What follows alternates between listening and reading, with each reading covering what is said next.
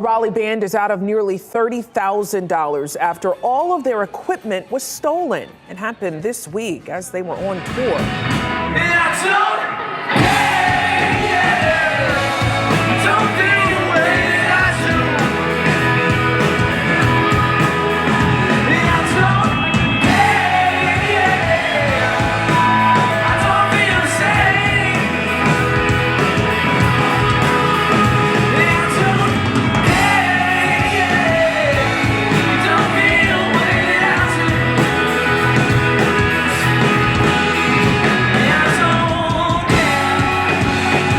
When we crafting the tone, where do we start off here? For me, it used to be the amp. I was an analog man. I love the twin reverb. Sorry, let me hit this real quick. You hit that. All right, this is off a knee injury too, not to be too. Oh, he's standing. You standing for tonight's performance? Tonight I'm standing.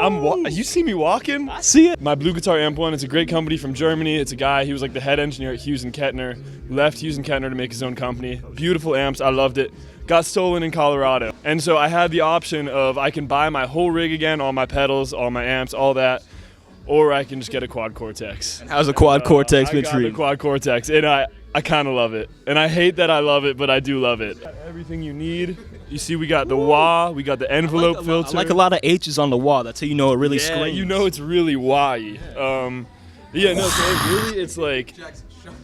It's like, so what I'm saying. Quit hating on it, man. Quit hating. So what I'm saying, there's nothing like an analog amp, but this gets you pretty damn close, and it's a hell of a lot more convenient, hell of a lot cheaper.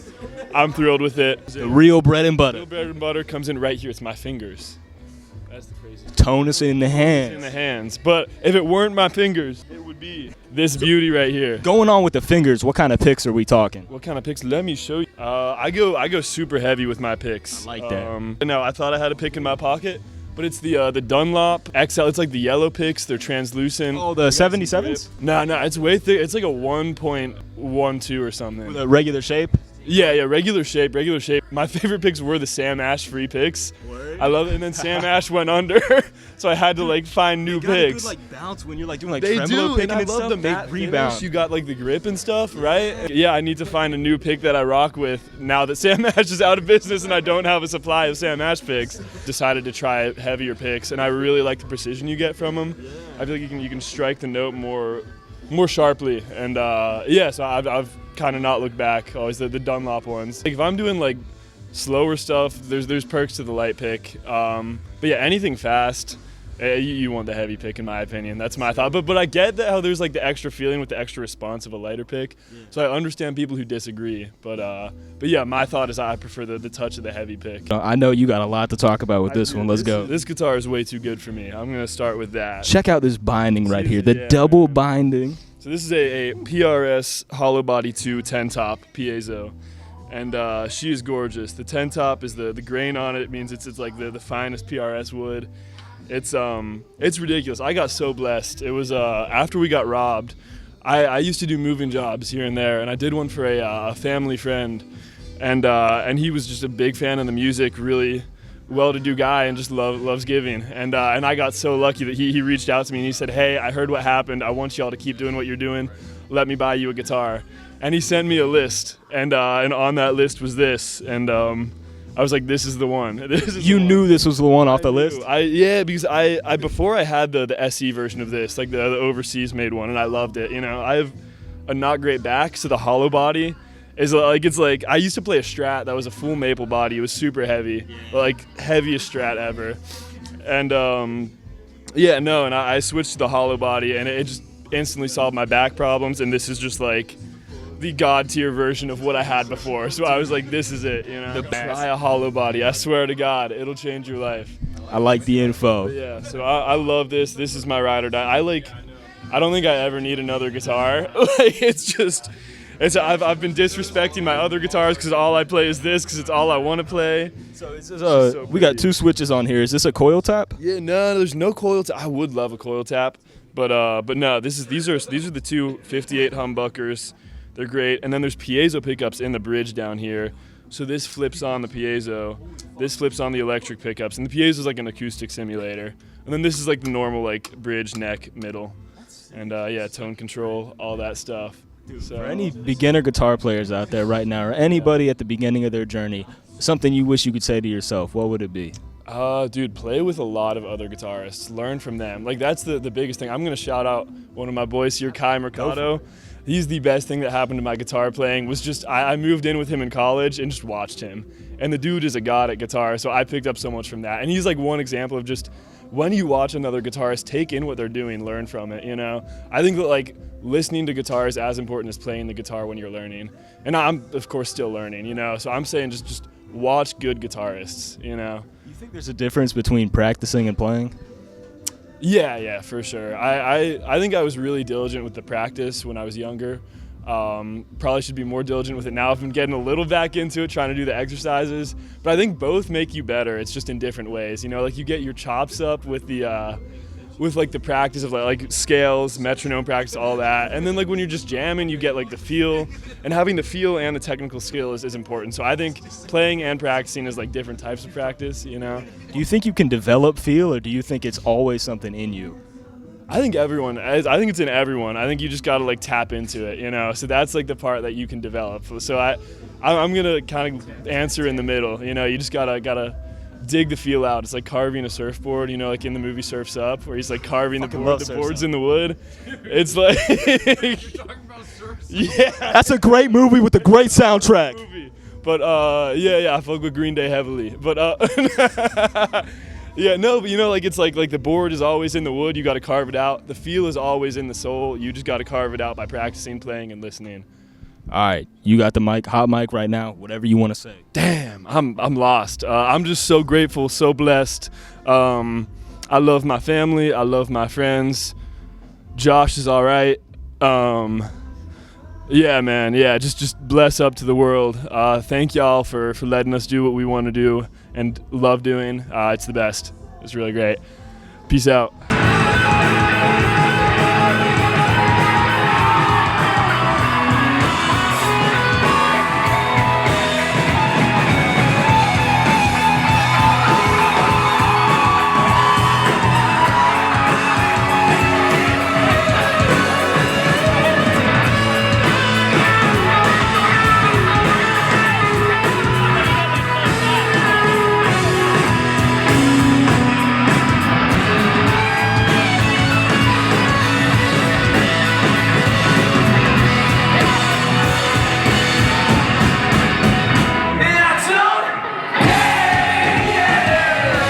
Dude, I'd love to hear about. I remember when you got the Tube Screamer for the first time, Lincoln Theater. You were talking about it with someone, and it's still on there today. Tell me about the Tube Screamer. Oh, dude, I love the tube. It's essentially part of it. Like, anytime like I'm singing hard, pretty much the Tube Screamer comes on, for most songs at least. But I'll start you off at the source itself. Ooh, okay.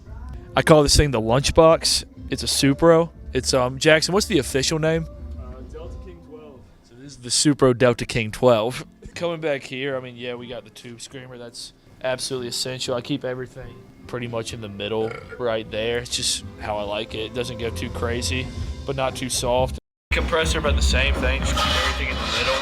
I don't get too far off, but I don't know. Every once in a while, it's like I'm not religious about it. Then we got this loud as shit. And yeah, if you turn this thing on, it'll blow your ears out. That's why it's so low, but it's just enough to like push over everything else. And then the only funky pedal I have is this Boss Chorus pedal right here, and then a tuner. Dude, how does it feel to sell out Flatiron twice in a row and now be playing your own set before the band? It's cool, man. I mean, you know, there's a hometown crowd. This is where I'm from. You know, it's right after Christmas, so everyone's home. So I'm sure I'll know a lot of people out there tonight, and I'm excited. I got this little Taylor. The set will be acoustic. Is this what you did your acoustic videos on? Yes, I use this one. How'd you land on this Taylor here? Dude, it just looks sweet. I really didn't know anything about it. I just needed like a nice guitar, and I've been saving up money for a while, and you know, knew I was gonna play a lot of solo shows and didn't want to BS around, so splurged on the LT over here. Shout out to Greensboro. Thanks for coming out tonight. Appreciate everything. Let's get behind it. These K Customs right here? These are they're actually the K Suites. So I believe that they fall within the K Custom family. These guys are all pretty big. I wish I had a little bit of a bigger ride, but it's 21. It's the biggest ride I've ever had. This is a 19 crash and a 17 there, and 15 hats, which were like a pretty big adjustment to get like used to playing with, just because they're heavier. So I had to like build up some strength on my left foot for that. Do you feel like your kit setup you developed from any other drummers you've seen playing? Yeah, I think I like the low ride on my on my right hand. Sorry. I like the ride low for my right hand, and I'm a very ergonomic player. So as long as everything is pretty accessible without like having to move my hips too much, because they're generally locked on what my feet are doing.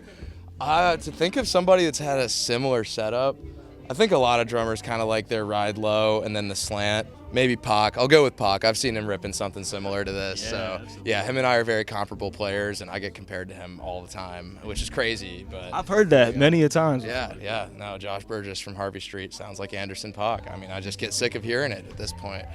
It's tiring, I imagine. When it comes to skins, are you a brand new skin type of guy? You like them worn in a little bit? Right now, these guys are brand spanking new. I've got a 2-ply Evans. I think it's the G2. I like to put a little strip of duct tape on there. And then I wasn't familiar with the UV2. Tried that out on the floor tom, and it worked out really well. I've got 2 strips of tape on there for some padding, but keep them tuned nice and low, like super thuddy. And the tone comes from the bottom, so they're pretty loose up top and pretty tight on the bottom. And get the like punch through, but then a good thud for live. You just never want like overtones in the room and taking up too much of the sound. You're not just doing a 4 on the floor the entire time. How do you make space for certain aspects of the music? I mean, generally the beat is the general idea of a beat is first, and then you kind of layer on the other stuff on top. So we'll have a general groove that we're shooting for. Everybody writes their parts on top of it, and then I'll try to fit grooves around what they're doing to make sure that everything stays interesting and the flow stays there. And when we're jamming, that's definitely where that comes out the most, of like get kind of a different experience every time of how things fit together. But all I really do is try to compliment Jerome. Realistically, he's a savant. The definition of savant, by the way, is someone who only is really good at one thing, which describes Jerome perfectly. No, I just try to pick my spots as best as I can. When it needs to be a simple groove, we hold it down, and when I get my chances to fly around a little bit, then I'll take advantage. Are you specific about the miking, or what's really important to you when it comes to getting your sound out of your drums? Kick drum is super, super important. I recently upgraded to, I've got like an Aquarian 2-ply on the batter side. Those shells are beautiful. Thank you so much. DW Black Diamond. Shout out DW. I'm not sponsored yet, but sponsor me. You know Black Diamond by Kiss, right? I'm not familiar. The drummer sings the whole thing. I think you should do it for a trip. Really check that out. Good pull. Kick is huge. Kick and snare. I mean, every drummer's going to say that, I suppose. Got a Ludwig Superphonic there, and this is a 22 by 20. So she's pretty tall, but she's really fat, which I love. So keys. Make the world go round. Queen taught us that. Those are what They gonna take me home tonight, baby. Thank you. I needed someone to pick me up on that. I'm just getting mogged by my bandmates back. Yeah, they've been dogging us the whole time, man. I'm getting heckled out here. Hey, hot mic. Ever since Big Justice revealed the Rizzler. My number one question, aside from the in-ears that are not in-ears, the over-ears. Allegedly. Allegedly, what sort of stuff am I going to do? What I would make, so the one drawback about this keyboard, about the Nord Electro as opposed to the Stage, is that you don't have any sort of sample programmer on here. You're limited as far as what you can do. There's no filter cutoff, so sometimes you need to get pretty creative with like the rotary amps and the organ amps. If I can make it my personalized one, I'd probably just expand the piano section, because I'm pretty straightforward with organs. I like the B3. That's kind of where I keep the organ sound at. Expand the synth section and expand the piano section, and then also make it so you can do 2 effects at the same time. That's kind of an oversight. But other than that, I love the Nord. Yeah, Nord is great. For a lot of pianists, the G note can mean one thing. You hit it right here. What song does this start for you? Oh, that's a great question. Right now it's Back for a While, one of our unreleased songs. It doesn't start in G, but like the second part is totally G dominated. So I think a G right away with that. And then also an old Jerome unreleased song that just had my heart started in G as well. Where's the trombone at? I haven't seen the trombone since like Trailer Park. Trombone's been on retirement for sure. I get a lot of questions about that. I just didn't bring it on the road, so I got pretty rusty. But it's going to come back. The plan has been for it to come back. And now that we got this next year off to write, the trombone's gonna reappear when I have some time to sit at home and blow in it until I get good again. Listen to your parents, for real. Like, it may not seem like they have your best interest in mind, but they do. Listen to your parents, but trust your uncles. If you want to do music, join a band. Live properly, live right. That's what I got. Shout out Big Pharma. Thank you, bro. Get the fuck out of my shop, bro. Hollow body bass. Tell me about that. Dude, this semi-hollow, it's fantastic. I mean, it's a Guild Starfire. I wanted to get the second version, but that cost me a couple more. But no, I love it with some flat wounds, dude. It's thick. It's thick. How's the ergonomics treating you on there? Dude, it's like gliding on like on a slip and slide. It's really, really slippery, but in the best way possible. Like, I'm landing every note that I want to. You know, I don't even have to worry about where I'm going with it, or any resistance. None. Resistance, not in my vocabulary. Goes out of this this pedal board over here, because again, all our stuff got stolen. So this is just Check stomp. Yeah, Jackson talked me into getting one of those. No, I love analog. It's got something deep in my heart, but this does the job, and I like it too. It's so versatile, so it's definitely underrated. I just run a simple compressor, preamp, EQ, and then a nice little tremolo to give it some wave, and then yeah, this is where I get most of my sound. Is the Tone Hammer 500 by Aguilar. I love that thing. And then Fender cab. It's a decent price cab that's light enough that I could comfortably bring it on the road. Nothing too fancy. When it comes to locking in with the drums, what do you think is the most important part, and how do you find the spot where you need to lock in? Well, it depends on the section of the song, but also how you both are serving the song. So it's definitely important to listen to each other, feel that kick, and then also lock in. If this is not a crazy part of the song, don't play anything crazy. Every drummer and bassist duo out there, you got to pick your spots. I just want to say thank you for our robbers for taking all our stuff, because now I have better stuff. So yeah, I love you guys. But also, wherever you are, I hope you're in a better place. You probably stopped, or maybe you did get stopped. Yeah. I hope that motherfucker overdosed on fentanyl laced. I'm fed up. Thank you, Harvey Street. You can say that I just need you and I feel you, but I still roll along. And out the wasted on some rooftop. Sure enough, think about the world.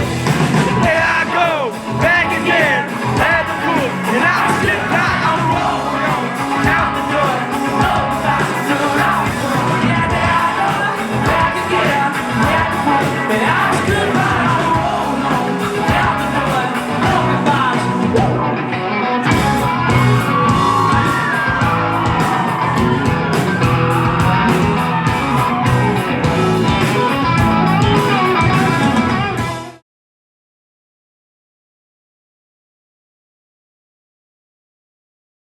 How do you decide which photos to post? That's a great question. Every show I try to one-up myself, so if it's a photo that I feel like I've done in the past, I don't want to post it. But most of the time, Eric's the one that posts on the social media, so he kind of just picks whatever he thinks looks the coolest. But for my personal Instagram, it's just the ones that I think are new shots, new angles that I like. So. Do you think some crowds are better or more conducive to creating better content in terms of photos or videos, whether it's fraternity versus venue or any state, college, something? Definitely. Well, at least for Harvey Street, since I've been with them for such a long time, knowing which markets they get rowdy crowds and crowds that actually know their stuff, and you can see them interact with them through photos, either their hands are up or you can kind of see them if their mouths are open and singing along, that's going to make for a better photo. Try to get more crowds in the photos.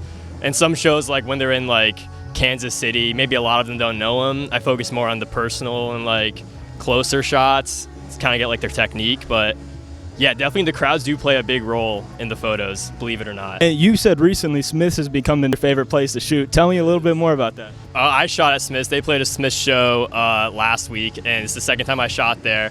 I just really enjoyed the lighting. Their lights show on the crowd every once in a while, so you'll see, if you're behind them, you'll see the whole outline of the crowd, which I was like, it looks sick for photos. I've been kind of really wanting to get into stage lighting myself, just because I've appreciated it so much as a photographer.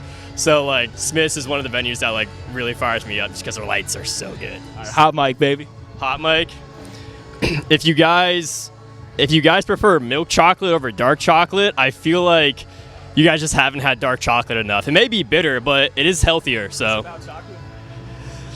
that's each to their own, man. To each their own. Have a good night.